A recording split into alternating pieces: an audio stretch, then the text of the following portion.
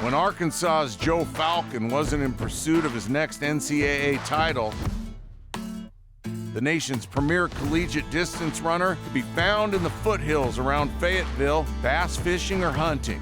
It has helped me quite a bit for my running. Being patient. Stalking prey, stalking the competition. It was Falcon's forte. Renowned and feared for his assertive surges late in a race, Falcon burst from the pack to win multiple titles in a Razorback uniform. He won 7 NCAA Division I championships as a collegian, including a distance triple crown during the 1987-88 season. NCAA title number 7 for Joe Falcon of Arkansas. Among his other notable achievements are a couple of collegiate records. Distinction as the only man in NCAA championship meet history to win both the 1,500 and 10,000, and as a big-time factor in the Razorback program's dynasty of national crowns. He's a true Arkansas legend, and tonight, Joe Falcon is a Collegiate Athlete Hall of Famer. And Arkansas baseball won. Hey, yeah, that's right. Arkansas baseball, Omahogs. There you go. Come on. And just think, if they had HD, how much faster he would have been back then. Well, you know the comment about the spikes? I'll tell you what would have happened. If I'd have had them spikes back in the day, I'd have pulled both my hamstrings. You know, we've had some of the athletes talk about their coaches, and you were coached by Coach McDonnell, who it was 4 years ago yesterday, was his death day anniversary. And he taught you the Arkansas way. What's that mean? You know,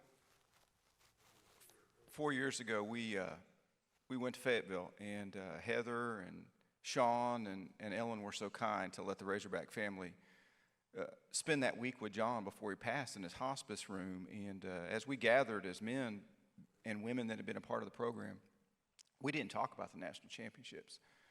We talked about the impact that that man had on our lives, because he taught us things that were important that we still use today. You know, he said, once a Razorback, always a Razorback. That it was about a family. He talked about that life wasn't about yourself individually. It was about the best interest of the state of Arkansas and the University of Arkansas, and as a team, what we could do for the betterment of the team. And as a result, there was times that you were asked to do things that weren't necessarily your best event, because it was what was in the best interest. So, you know, we are grateful for John. We are grateful for the influence he had in our lives. And me personally, I couldn't be more blessed that the Lord allowed me to have those years with him. We also talked about firsts. Yeah. He said, ask me about firsts. Yeah, so imagine this, to come to the University of Arkansas, to be recruited, and for John to say, he had that, you know, he was Irish, so he'd say, hey, kid, if you'll come to the University of Arkansas, I've been working on a plan to win national championships. He didn't say a championship. He said ships. And he goes, we're about to start winning them.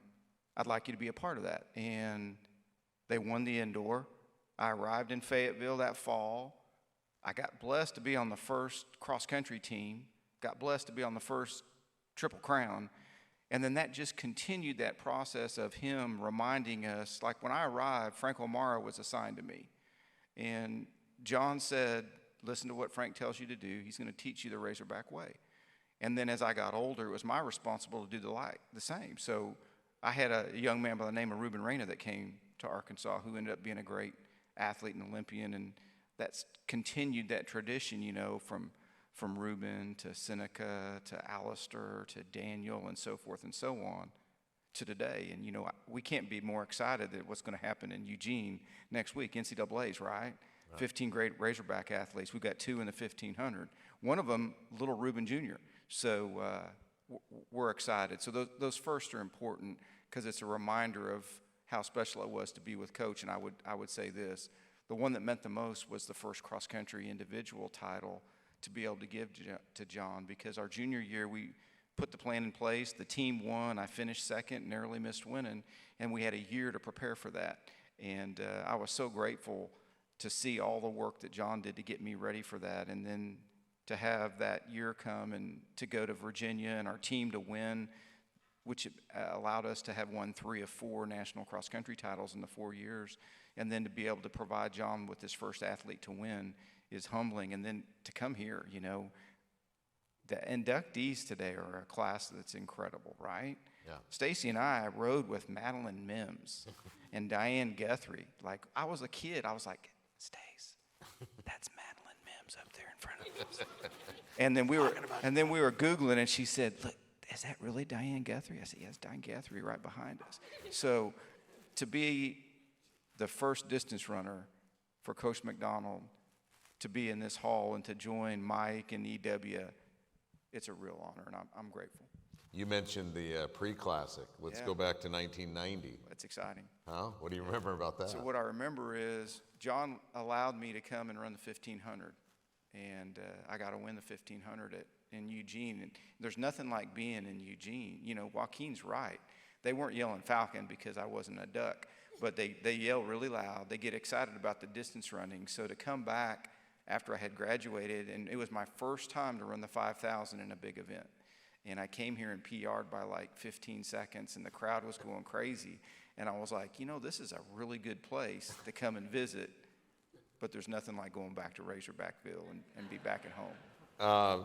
You left tennis to take up running. Yeah. How did being a part of the tennis movement help you in the running movement? So my mother was, she played a lot of tennis, and she was very competitive. And but she also recognized that tennis was expensive and running was cheap. So the high school cross-country coach said, I think this kid might be pretty good in running. Why don't we put him in running? And as the seasons went on and I got a little bit better, and then when Coach McDonnell called, she really liked John. She said, you'll go to the University of Arkansas. So I really didn't have a choice, so I went to the University of Arkansas. Do you remember something about putting on a weightlifting show for the Arkansas football team? There may have been a little bit of a competition. You know, John would put us in there to do free weights, and we could sometimes get a little competitive in there with the Razorbacks. And as John, he called us the lads, right? You knew you were doing well when he'd call you a lad. So if you got to be a lad and you got to be a part of the program, sometimes there was competitions, and so we'd have fun with the guys. Do you want to share your PR? Or? I benched a little bit, yeah. Well, I mean, can we put a number on it? I did like 275. How many times? Just once. Oh, that's still impressive. I didn't have any. Look at me, how many times? I didn't have any shoulders left after that, right? You didn't want to get hurt. You want to did you have a little announcement or a little something you wanted to say before we wrapped it up? Yeah, thanks. So the most important part about coming to Arkansas, when you think about passing on that legacy, right, there's the passing on the legacy of what John did when he handed the reins over to Chris. And when you think about what Chris and his staff has done now, 51 national championships, we're hoping they're calling the Hogs next weekend in Eugene to get number 52. I got to play a small part in that, right? Yeah. But the greatest thing that happened to me coming to Arkansas, I fell in love with that beautiful woman right there, and today is our anniversary. So, Stacey Falcon, I love you. Thank you. And you know, in the NIL and marriage, she only signs up one time in a year, so you know, I've got to get through this next year. There you go. That's a Hall of Famer right there. Joe Falcon, everybody.